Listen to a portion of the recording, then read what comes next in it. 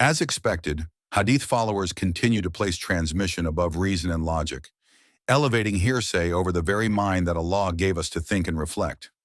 It has been proven beyond a reasonable doubt that Hadith books contain clear contradictions to the Quran and even include fabrications that insult the Prophet and distort the image of Islam. In many cases, Hadith even contradicts itself. But what do these Hadith followers do in response? Instead of doing any real research, they attack us with questions like, "How do you know how to pray?" Or, "What does this word mean in the Quran?" As if we're expected to know everything. Well, we do not know everything, and we never claim we did. We continue to search for answers. But as mentioned time and time again, what you are supposed to do as a Muslim and what you are supposed to refrain from doing is as clear as day in the Quran. Just because something in the Quran isn't explained the way you want it to be doesn't prove that Hadith is authentic. If we applied the same twisted logic to Hadith, then we would ask, where's the explanation for the disjointed letters at the beginning of some chapters? By your own standard, Hadith is not detailed either. Let me add that there are many verses in the Quran that even your Hadith that you claim explains, the Quran does not explain or have conflicting explanations. Take chapter 15, verse 87, for example. And certainly we have given you 7 from the often repeated and the great Quran.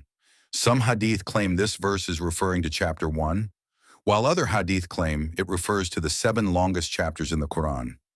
We can play this game too and provide many other examples. But we are not trying to play games. We are trying to find the truth and expose false Hadith that has divided Muslims for centuries. Let's be clear, it's not our fault that Hadith was never preserved. It's not our fault that there is no authentic record of what the Prophet actually said. All we know for certain is that what you're calling Hadith today is full of falsehoods and contradictions. Another point is that many explanations of the Quran was given by the Prophet's companions who were limited by the knowledge and context of their time. Although the Quran contains numerous scientific miracles that have only become clear with modern advancements, these aspects are not directly related to the commands of Allah for Muslims. The core guidance of the Quran, what we are supposed to do and refrain from doing, remains clear and timeless. Thus, focusing solely on these historical interpretations can limit our understanding of the Quran's broader, timeless message, which is meant for all generations. An example of this is verse 38 in chapter 36. Allah said in chapter 36, verse 38, "And the sun runs on its fixed course for a term appointed. That is the decree of the Almighty, the All-Knowing."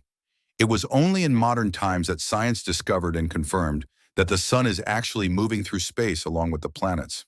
The Hadith explanation of this verse, as found in Al-Bukhari, is honestly quite absurd and hilarious.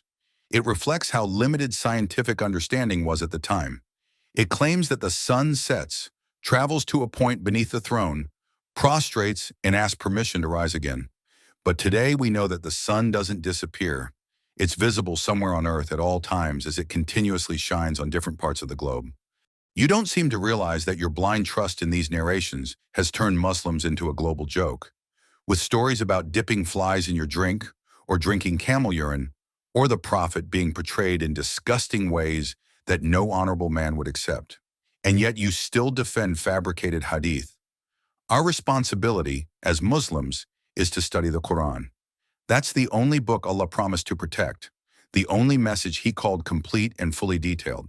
As Allah said repeatedly, "Shall I seek other than Allah as a judge, while it is He who has sent down to you the book explained in detail?" Chapter 6, verse 114. So if something is not in the Quran, you will not be questioned about it on Judgment Day. Otherwise, Allah would not be the fair and just Lord we know Him to be.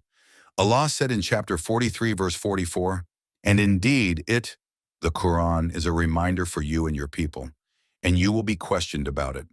Instead of acting like you're clever by asking loaded questions, use the brain Allah gave you. Don't be like those Allah described, like a donkey carrying books. Chapter 62, verse 5. Let me end with this. After many years of debating with these Hadith followers, it becomes clear that it's like talking to a brick wall. There's no reasoning with those who prioritize transmission over logic and reflection. As Allah said in 47:24, "Do they not then reflect upon the Quran or upon hearts or locks?" Thank you for watching. We hope you enjoyed discovering the real Islam, and found the information helpful. Don't forget to subscribe to our channel so you can continue learning more about Islam directly from the Quran.